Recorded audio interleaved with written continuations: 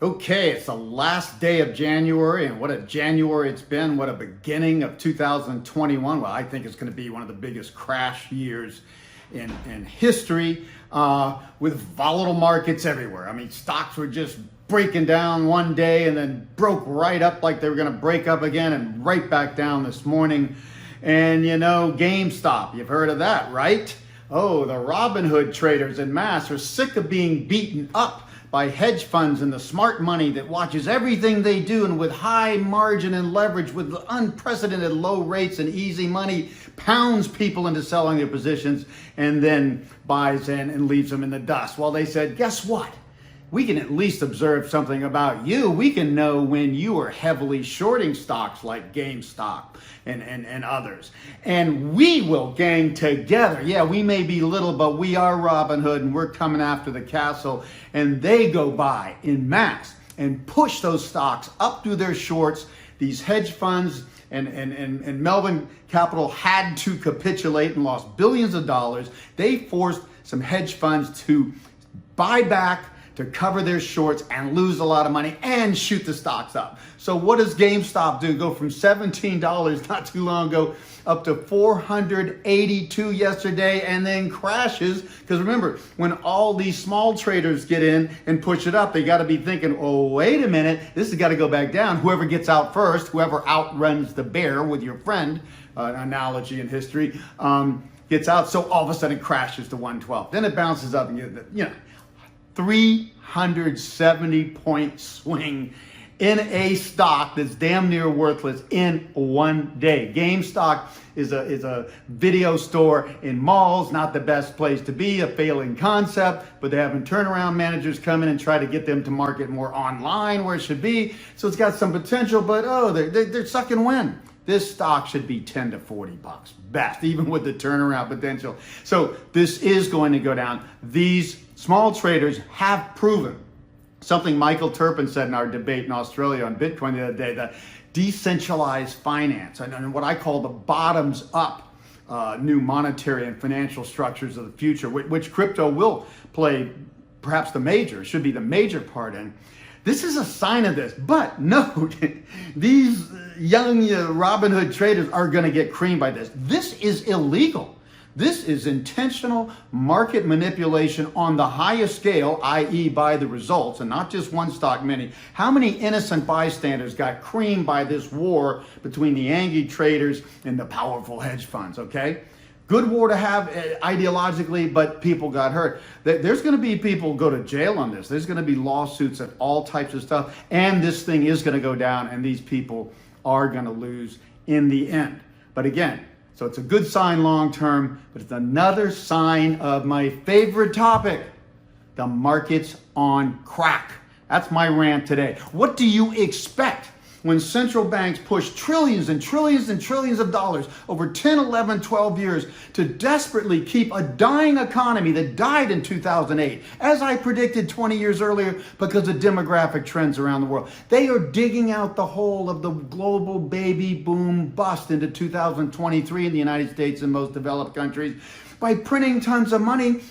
And the only thing they found worked was to put it in quantitative easing, blows up financial assets, and then the financial assets at least make the top 1 to 20% feel richer, and they spend more money. Doesn't affect Homer Simpson much.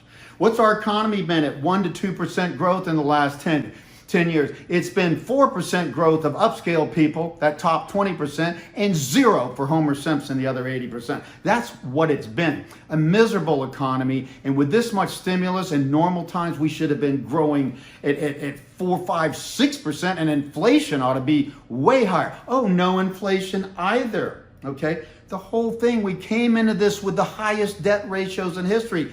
That's why lowering interest rates and getting people to borrow more didn't work. Everybody's in debt up to their eyeballs already. And debt is a deflationary weight on the economy. And here's what's going to happen to these central bankers, okay? They keep blowing this up. They keep having to double down. It takes more and more exponentially to keep this miserable economy barely growing. And as soon as they pull back and taper, it goes down, just like the repo crisis and stuff, okay? So they blowing this thing. They don't realize, you know how many financial assets there are now in the world? 520 trillion. Let me put that in context. 37 trillion in M1, money, cash, and deposits. M2, 91 trillion global. All the near cash, money markets and CDs and all that sort of stuff, okay? 85 trillion in GDP. 100 trillion in stocks. That's a lot. But 280 trillion in real estate. 253 trillion in debt. That is 3 times global GDP and 4 times plus in the worst countries, way more than the 1 to 2 times normal. But the big number is now, because of quantitative easing, blowing up financial assets when encouraging debt didn't work. And instead of giving money direct to consumers and businesses, what they're finally doing now, that would have been better. They blew up financial assets. $500 trillion. 6 times GDP. If that just crashes, as any bubble does, $200 to $250 trillion of that is going to disappear and never come back like it did in the early 30s crash. They've created a bigger monster, and you have to ask yourself, which would deleverage? Because deflation and bubble crashes are always the deleveraging of debt, the falling of companies that got too much debt, and zombie companies not productive, unproductive debt, and the bursting of financial bubbles, taking all this excess out so we can grow again, honestly, again, okay?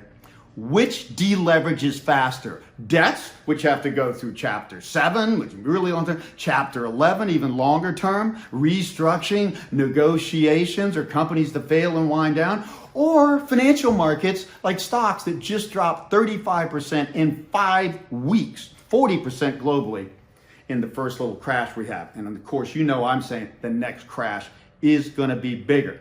So markets on crack. That's what you get, this crazy GameStop stuff. This is not good for the economy. When you raise financial assets through quantitative easing, and when there's a bubble even naturally, what happens? More and more people use their time part-time or full-time stock traders. Part-time or full-time house flippers. Is this productive for the economy? And then the big money leverages up 20 to 1 and makes huge bets in the direction of the Fed. Oh, bond rates are going to go down, so we'll just leverage at 21. It's a little stuff, but it's big returns with no risk. Same thing on the upside with stock. Everybody gets into speculation instead of productive investment. Now, you know how I and Lacey Hunt, my only favorite economist other than Robert Shiller, said, money velocity. Money velocity has dropped 40% in Europe and 35%. That's huge in the US since the bubble started in tech in the mid to late 90s and ever since. And it's going to go down further when we deleverage. So we have to get out of this game. Everybody, what's the grand plan? How are central banks going to solve this? Central banks are not going to solve this. They're going to fail so miserably, nobody will ever consider them or listen to them or follow them again. I'll tell you 3 important cycles here I'm going to leave you with. 90-year super bubble. You look at stocks back to their incarnation in the late 1700s with the Industrial Revolution and free market capitalism and democracy. One cycle stands out like a sore thumb every 90 years. Super bubble. That is 2 45-year technology cycles that build on each other. There's a fundamental reason for it. The technology cycle caused the bubble. Generational cycles boom and bust about every 40 years. We have the most important bottoming cycles every 40 years. 42, 82, and now late 2022. We got a 90-year cycle coming into the greatest bubble peak in history, fueled by quantitative easing, unlike any time in history, about to crash into a very clear target late 2022. I still say, despite them pushing it off, we're going to see the greatest crash in history in the next 2 years, and it may go a little later. There's another important cycle in my deck, long-term, 250-year revolutions. You know what the first one did in modern history? The Protestant Reformation, early 1500s. You know what that was about? Taking down the all-powerful Catholic Church that controlled everything. No longer religion, politics, finance, everything. Took it down. It still exists, just had to be brought down to reality. Oh, what was the next one? American Revolution. Hello, monarchs. Boom. We don't need you anymore. We can make better decisions bottom up. We're going to create democracies, and they've been failing ever since. Well, what are the monarchs in England now? They're like movie stars without the sex appeal. Okay, that's what we got left of the monarchies. What is this one about? Just think about it, man. Who has become the more overarching, powerful factor driving everything in markets, in democracy, everything else? The central banks taking over everything. set interest rates at zero, encourage speculation, can cause stocks to go up or down on a whim.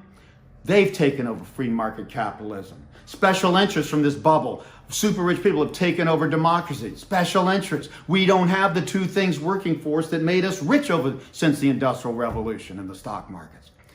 This is what this revolution is going to be about. People are underestimating. There is going to be no central bank solution to this. They're just going to fail, lose credibility, and in the longer term, blockchain and crypto provide a new basis for a bottoms-up system, and it's not going to happen overnight.